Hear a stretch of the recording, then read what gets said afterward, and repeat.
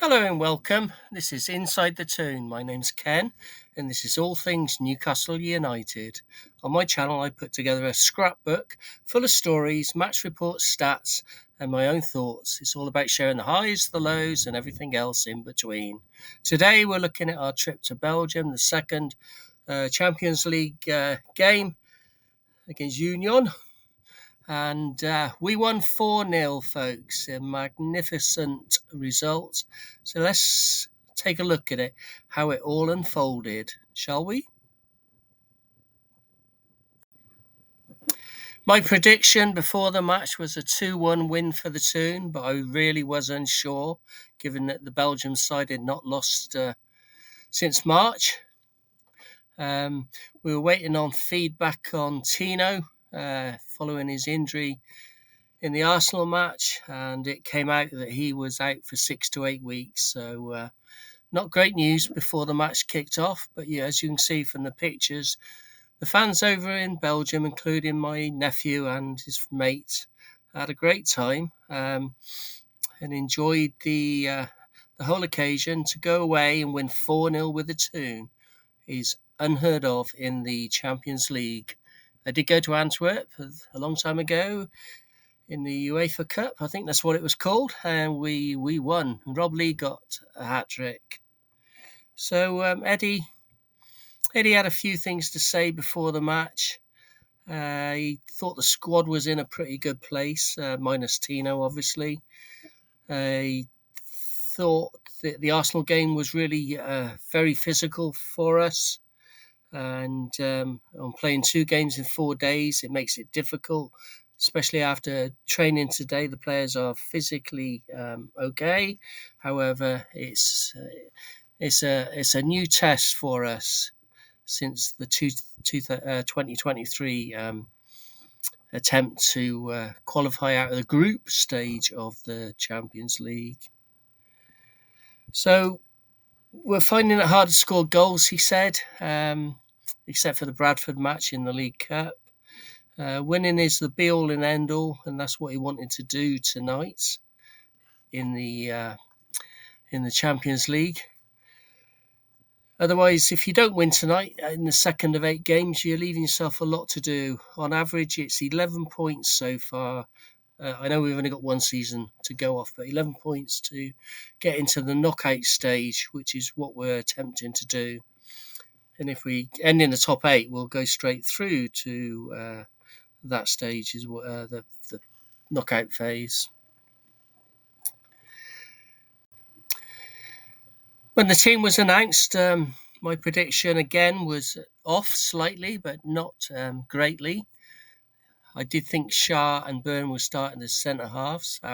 However, to my delight, the younger pair of Chow and Botman got the nod. So Trippier and Elanga came in. Trippier for Tino and Elanga for Jacob Murphy, who sat it out on the bench.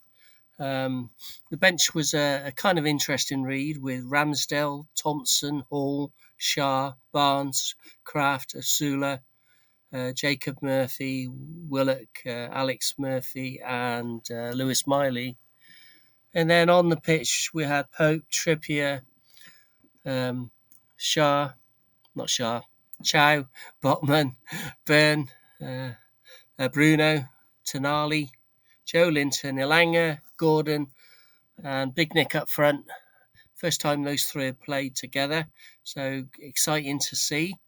And it turned out to be really exciting. So as the team lined up for the Champions League photo opportunity, I think it was about 800 in the ground of Newcastle fans, and about another 5,000 or so back in the square, watching it in the fan zone in Brussels. Huge amount of noise from the away supporters throughout the match, as you would expect, and as we are used to. They look the business, our team. If you look at their faces, they're all serious, and that's what we have to be in this competition to actually progress.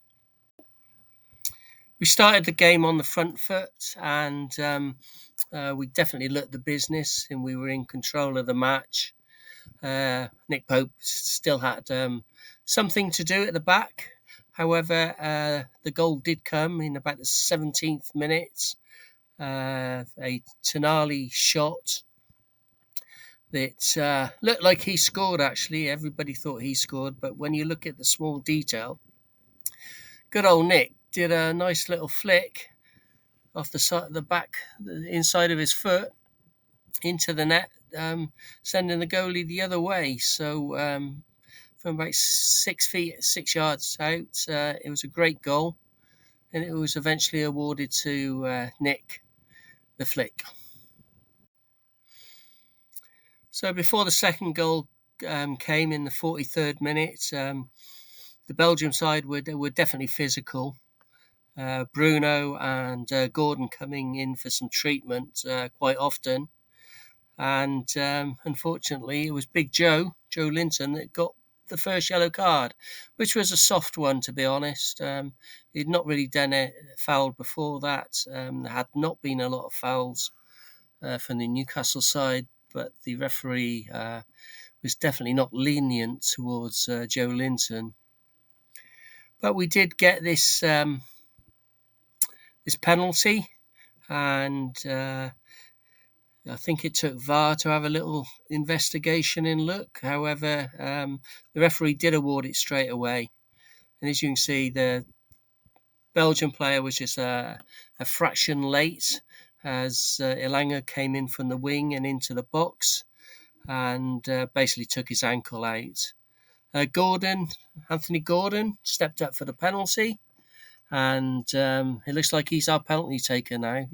A really good penalty to the right-hand corner.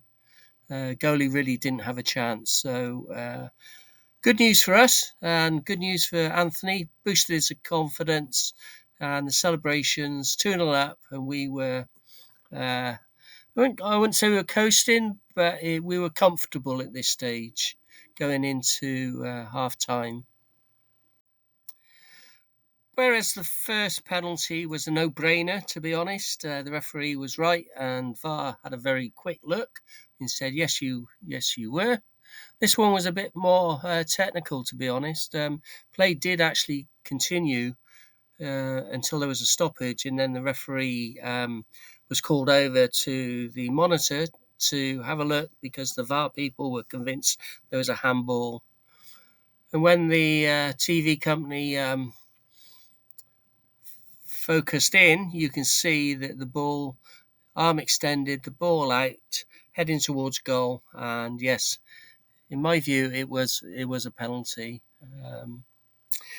The ball had come in, very, very dangerous ball in from Anthony Gordon, in swinging from the left, and Newcastle wanted a penalty. The two Newcastle players in the box both appealed about the same time. And Anthony stepped up for his second penalty of the night, and again, a right foot shot to the bottom right corner, and very good penalty, and it was in. So 3-0 up in the 64th minute, and we were all singing and dancing, including Granny on the Toon review, she always has a good time. So the fourth goal came in the 80th minute with a Barnes finish.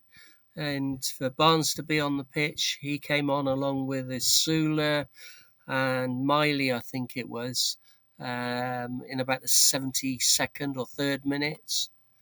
And this was a combination of the subs making a goal. So Harvey Barnes, right-footed shot from the centre of the box to the top left corner, assisted by Mr. William Asula with a through ball following a fast break.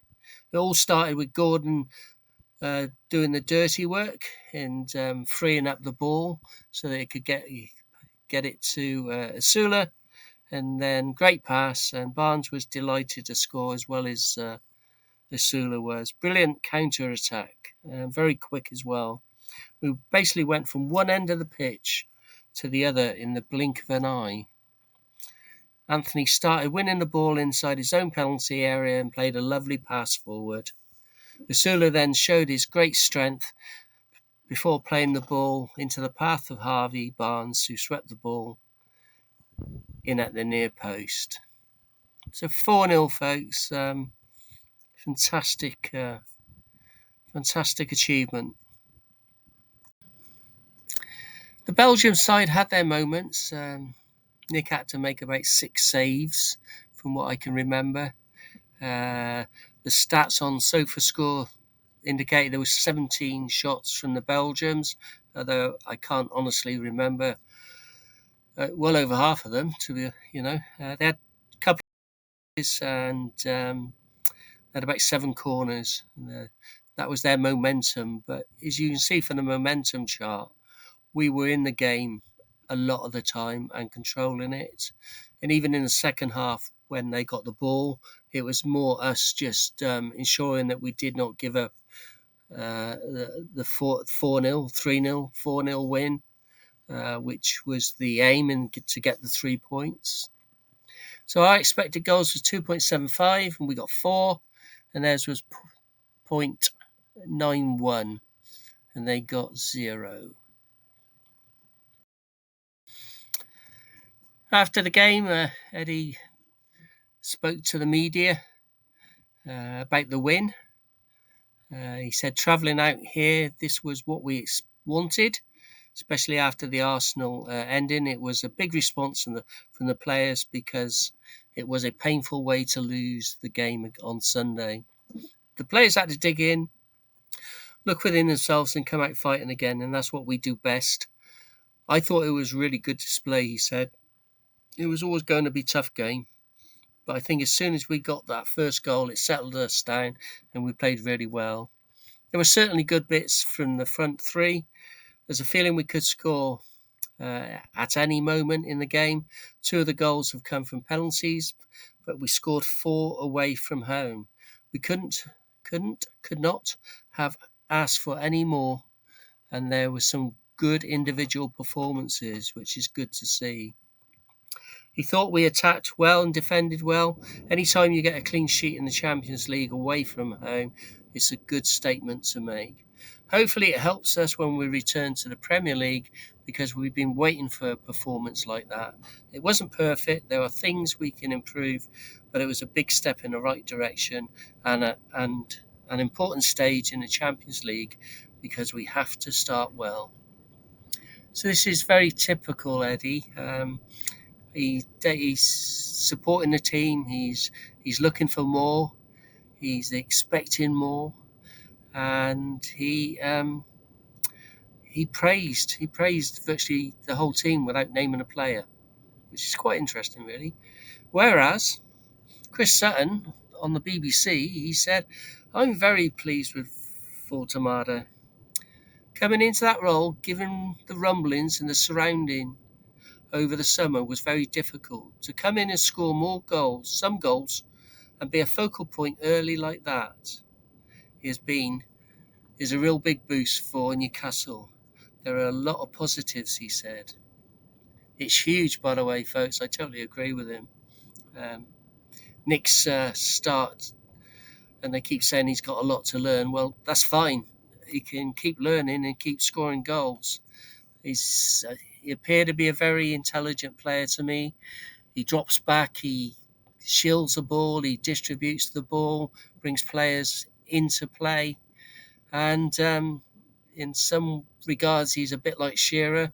In other regards, he's like Kane now, who drops and gets the ball and distributes it, but still manages to get in the box and score. The lad's intelligent. Obviously, he's 6'6", but he's a footballer, folks. We have a footballer, a really good one, potentially. I'd also like to mention Miley. Miley came on, and you may not have noticed him, but we didn't really lose the ball when Miley was on it, and he made the difference of shoring up the midfield once Bruno had gone off, once Joe Linton had been subbed off. So it was a great achievement. And then, like I say, the subs that came on, Barnes, Inasula, all made a difference. Hall at the back did what he had to do when he came on for Trippier. And Shah got a few minutes back following his recent time off. So it finished 4-0 to Newcastle. Union must have been absolutely sick of Newcastle at that stage. 4-0 up in stoppage time, and yet every time we won the ball back, we were flying up the pitch trying to score a fifth. Relentless from Eddie's side. Big Nick was sensational. Tonali was class. Ilanga was excellent. Chow and Botman were class as well. And then we can add in Bruno and all the others who made the difference on this night. Definitely one of our greatest away wins and performances. 4 goals and 3 points for Newcastle. A brilliant performance to get the Champions League campaign up and running at the second attempt. Always great to see the winning photo after the match that Eddie has insisted on since he arrived. Definitely one of our greatest away European performances, folks. And you can see all the happy, smiling faces. Away the lads. So I'm Ken, and this is Inside the Toon Scrapbook. Fantastic win. Second attempt in the Champions League. And onwards and upwards. That's what I say. Away the lads. Until the next time.